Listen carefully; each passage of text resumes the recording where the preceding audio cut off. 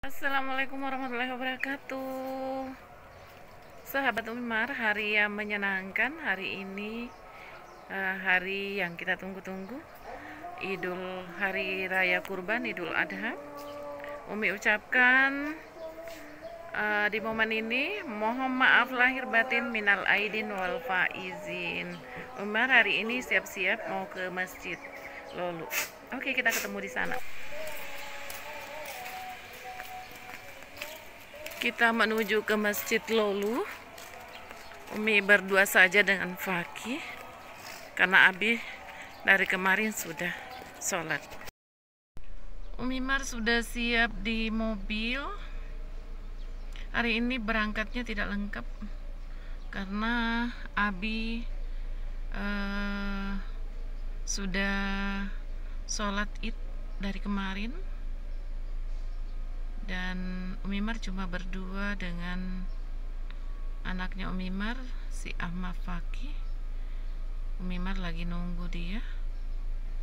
Mudah-mudahan sebentar Umi Mar bisa meliput beberapa hal yang terkait dengan kegiatan Idul Adha hari ini, hari yang kita tunggu-tunggu dan momen yang seharusnya menjadi sangat bermakna buat kita, karena hari ini adalah hari Idul Adha, hari Raya Kurban, dan planningnya adalah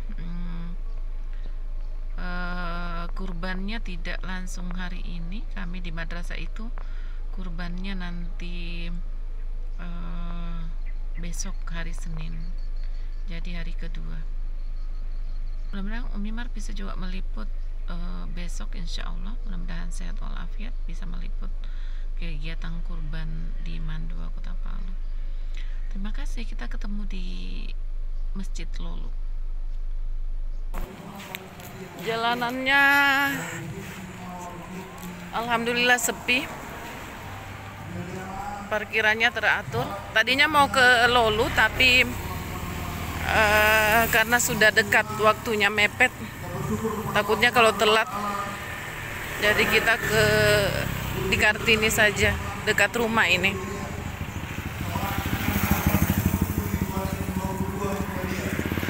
Pagi di belakang sana.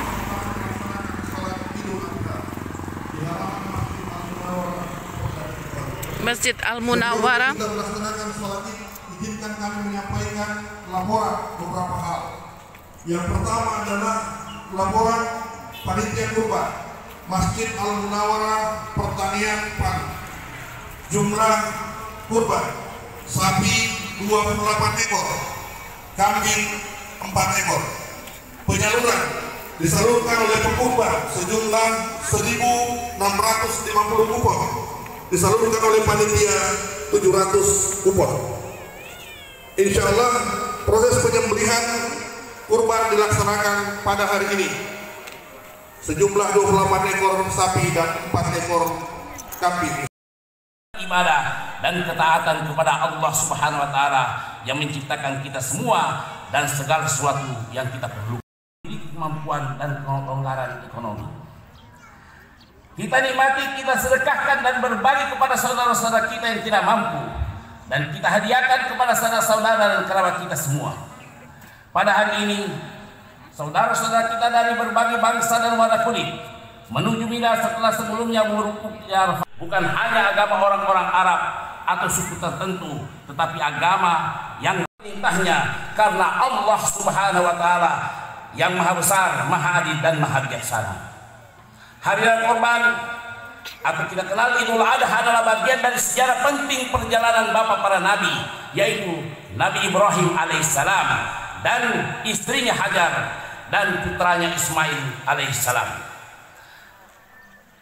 Bagaimana cinta seorang mukmin kepada Allah Subhanahu wa Ta'ala, bagaimana ketundukan dan kepatuhan seorang mukmin kepada Allah Subhanahu wa Ta'ala. Perjalanan perjuangan Nabiullah Ibrahim alaihissalam dan keluarganya seharusnya menjadi teladan dan rujukan kita semua dalam berjuang dan berkorban untuk melaksanakan, menyambut, menegakkan perintah-perintah Allah Subhanahu wa Ta'ala. Allah Subhanahu wa Ta'ala berfirman, "Qad kana lakum uswatun hasanatun fi Ibrahim wal ladzina ma'ah idh qalu liqaumihim inna bura'a'u minkum wa mimma ta'buduna min dunillah kafarna bikum wa bada bainana wa bainakumul adawatu wal baghdha abadan hatta tu'minu billahi wahdah.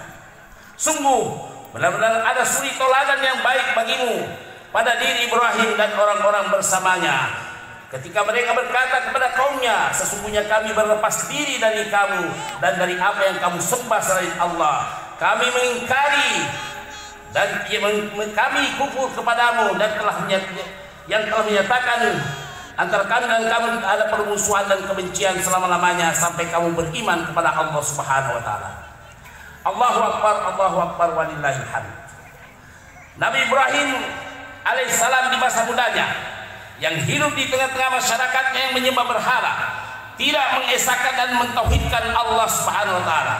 Mereka hidup dan bergelimang dalam kemusyrikan, memuja-muja dan menyembah berhala. Dan ketika itulah berkuasa seorang raja yang bernama Namrud, raja yang zalim dan bahkan mendeklarasikan dirinya sebagai Tuhan dan memaksa rakyat dan masyarakatnya untuk mematuhi dan melakukan perintah-perintahnya. Maka ketika itulah datang Nabi Ibrahim alaihissalam dan menyuruh dan berdakwah kepadanya dan masyarakatnya untuk meyakini agama tauhid dan meninggalkan sembahan-sembahan selain dari Allah Subhanahu wa taala. Walaqad atayna Ibrahim rusydahu min qablu wa kunna bihi alimin. Sungguh kami benar-benar telah menganugerahkan kepada Ibrahim petunjuk sebelum Musa dan kami telah mengetahui dirinya. Idh qala li abihi wa qaumihi ma hadhihi tamathil allati antum laha akifun. Ingatlah ketika Ibrahim berkata kepada bapaknya dan kaumnya, patung-patung apakah ini yang kamu tekun menyembahnya?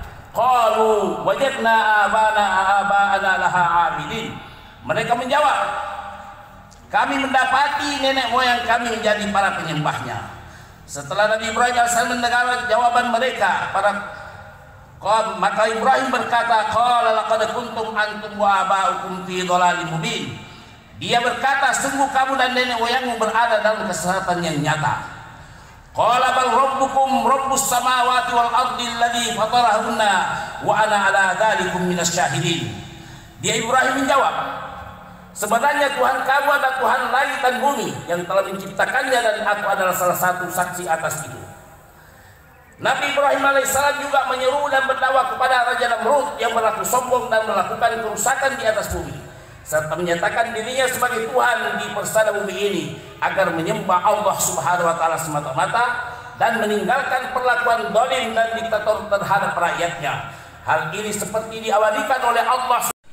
Setelah beberapa waktu sampai di Mekah, Nabi Ibrahim meninggalkan Siti Hajar dan putranya Nabi Ismail alaihissalam di Mekah dan beliau berangkat ke negeri Palestina. Maka ketika beliau pergi dan mau berangkat meninggalkannya, Siti Hajar mendekat dan memegang bajunya serta memohon agar Nabi Ibrahim tidak meninggalkan keduanya. Di Mekah, tempat yang baru ditempati ini, Siti Hajar tidak memiliki kebutuhan hidup yang cukup. Nabi Ibrahim alaihissalam berdiam diri tidak menjawab karena Hajar, Allahu amaraka bihadza. Wahai suamiku Ibrahim, apakah Allah yang memerintahkan engkau menempatkan saya dan putra di tempat ini? Subhanallah. Tidak mampu Ibrahim melihat istrinya, dihadapkan wajahnya ke Palestina. Istrinya terus bertanya, ayah Ibrahim, Allahu amaraka bihadza. Wahai Ibrahim, apakah Allah yang memerintahkan engkau menempatkan aku dan putramu di tempat ini? Lembah Mekah. Jangankan harimau, jangankan singa padang pasir, anjing padang pasir saja siap menerkam mangsanya. Lantas akhirnya Siti Hajar bertanya lagi dan terus bertanya. Lalu Ibrahim tidak mampu juga menoleh dan melihat putra sematawayangnya dan istrinya karena ditempatkan di suatu tempat yang tidak ada tumbuh-tumbuhan. Sambil bergegas berangkat Nabi Ibrahim, dia tundukkan begini. Lantas Hajar mengatakan, idzan la yudhi ana. Hajar mengerti betul bahwa ini adalah perintah Allah Subhanahu wa taala. Maka Hajar mengatakan, idzan la yudhi ana, kalau Allah yang memerintahkan engkau Ibrahim untuk menempatkan saya dan putramu di tempat yang tidak ada tumbuhannya ini, maka Allah tidak akan menyia-nyiakan kami. Kadang-kadang kita ini ditinggalkan saja oleh suami, 2-3 hari pergi berdakwah sudah mengeluh di belakang. Ini Siti Hajar ditinggalkan oleh suaminya dengan putranya semata wayang. Tidak ada tetangga, tidak ada tanaman, tidak ada sumber mata air. Masih bertawakal kepada Allah Subhanahu wa taala, membuktikan betapa ketabahan seorang wanita, dan disitulah munculnya peradaban manusia. Sambil bergegas berangkat, Nabi Ibrahim alaihissalam menjawab, iya, ini adalah perintah dari Allah Subhanahu wa taala. Ibu. Akhirnya Siti Hajar memahami betul bahwa kepergian suaminya bukan keinginan nafsu, namun atas dasar perintah Allah Subhanahu wa taala. Dan Siti Hajar memahami dan yakin bahwa Allah tidak akan menyanyiakan dan menentarkan keberadaan mereka berdua di Mekah. Sebagaimana Allah Subhanahu wa taala berfirman, Rabbana inni askantu min dzurriyyati biwadin ghairi zar'in inda baitikal muharram. Rabbana liuqimus salata faj'al afidatan minan nasi tahwi ilaihim warzuqhum minats thamarati la'allahum yashkurun. Ya Tuhan kami, sungguhnya aku telah menempatkan sebagian keturunanku di lembah yang tidak ada tanamannya berada di sisimu, di sisi Baitullah yang dihormati. Ya Tuhan kami, demikian itu kami lakukan agar mereka melaksanakan sholat, maka jadikanlah hati sebagian manusia cenderung kepada mereka, dan anugerahilah mereka rezeki dari buah-buahan, mudah-mudahan mereka bersyukur. Hari ini tempat yang paling banyak buah-buahannya adalah Mekah. Tidak ada semangka tumbuh di Mekah, tidak ada anggur tumbuh di Mekah, tidak ada jagung tumbuh di Mekah, tapi semua tanaman dan buah-buahan yang ada di dunia ini bisa kita peroleh di Mekah berkat doa Ibrahim alaihissalam. Allahu Akbar, Allahu Akbar. Siti Hajar berada di Mekah sendirian, hanya dengan putranya Ismail yang masih menyusu, dan hanya memiliki bekal sedikit air dan beberapa butir kurma. Oleh karena itu, setiap kali selesai menyusui anaknya, ia meminum air, dan ia selalu makan dan minum dari bekal yang dia bawa hingga akhirnya habis. Ia kehausan dan juga putranya, sementara ia tidak menemukan apa-apa yang bisa dimakan dan diminum. Maka ketika dia melihat putranya menangis karena saking lapar dan hausnya, ia mencari makanan dan orang-orang barangkali bisa membantunya. Ia berharap dapat menyelamatkan dia dan putranya dari kematian. Ia mondar-mandir ke Bukit Sofa, bukit yang terdekat dengan tempat tinggalnya, kemudian bergegas jalan menuju Bukit Marwah, barangkali menemukan seorang yang bisa membantunya, tapi tidak menemukan seseorang pun. Dia bolak-balik. Makanya dalam berusaha, di situ ada Bukit Sofa. Pertamanya sa'i. Sa'i artinya berusaha. Usaha itu harus dilandasi dengan sofa. Sofa artinya kemurnian, kejernihan hati. Kemudian ada Bukit Marwah. Marwah itu artinya apa? Harus menjaga martabat dan harga diri. Ya, dalam berusaha jangan melanggar perintah Allah Subhanahu wa taala, melanggar larangan Allah Subhanahu wa taala. Ini luar biasa. Siti Hajar berjalan di Bukit Sofa, pergi ke Marwah. Sebenarnya perjalanan 1 kali sudah cukup, tapi balik lagi dari Marwah ke Sofa. Sudah sampai di Sofa lagi, tidak ada air, tidak ada manusia, balik lagi ke Marwah. Dan itu terus bolak-balik dilakukan sampai 7 kali.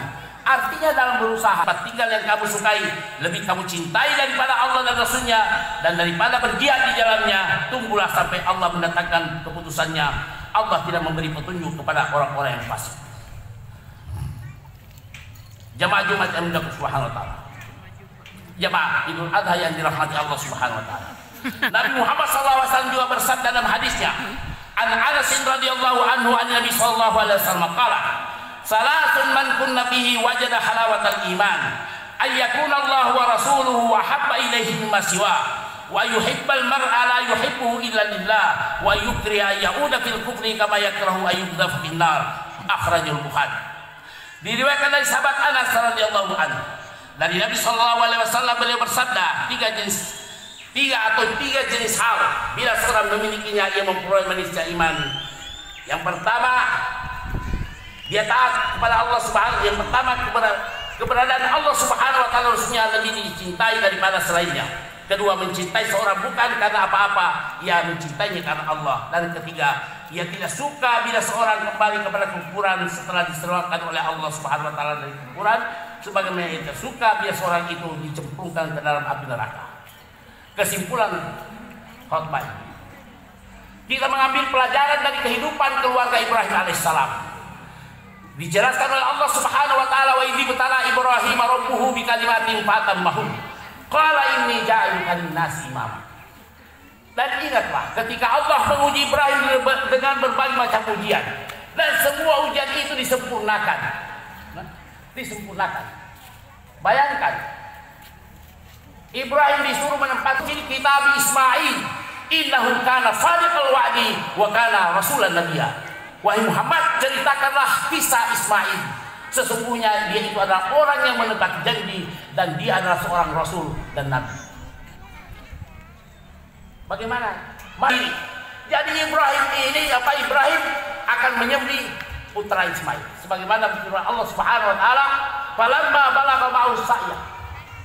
Ketika Ismail sudah berumur 12 tahun, Ibrahim datang lagi dari Palestina, bukannya untuk membahagiakan anaknya, tapi diperintahkan dengan firman-Nya, "Inni ara anni azbahuka fanzur madza tara." Wahai anakku Ismail, saya telah bermimpi bahwa saya diperintahkan oleh Allah Subhanahu wa taala untuk menyembelih kamu. Laksanakan apa yang Allah perintahkan kepadamu. Kalau engkau akan dapatkan aku termasuk orang-orang yang sabar. Taat, berbakti kepada orang tua. Kita ini kalau mendapatkan anak yang taat luar biasa. Luar biasa. Arab seperempatnya bukan orang Arab, maka dikatakan al-Arabul Musta'ribah minal Adnaniyin, yang merupakan keturunan bangsa apa namanya, melahirkan bangsa Quraisy. Jemaah Idul Adha yang dimuliakan Subhanahu wa taala, mudah-mudahan khutbah Idul Adha yang singkat ini kita diberkahi oleh Allah Subhanahu wa taala. Amin. Allahu akbar, Allahu akbar, Allahu akbar, Allahu akbar, walillahil hamd. Mari kita berdoa kepada Allah Subhanahu wa taala.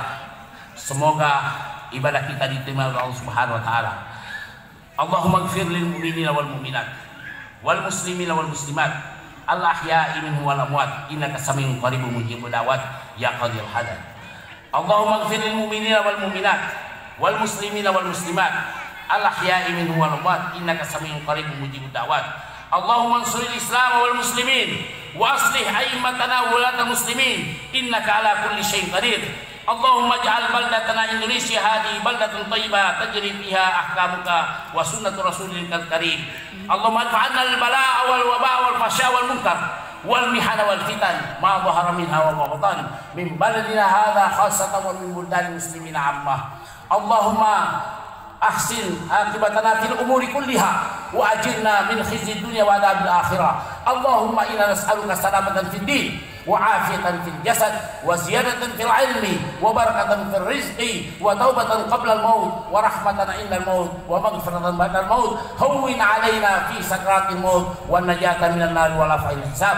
Rabbana atina fid dunya hasanah wa fil akhirati hasanah wa qina adzaban nar. Ibadallah innallaha ya'muru bil 'adli wal ihsan wa ita'i dzil qurba wa yanha 'anil fahsya'i wal munkar. Taqabbalallahu minna wa minkum shalihal a'mal. Kullu amin wa antum bi khair. Wassalamualaikum warahmatullahi wabarakatuh.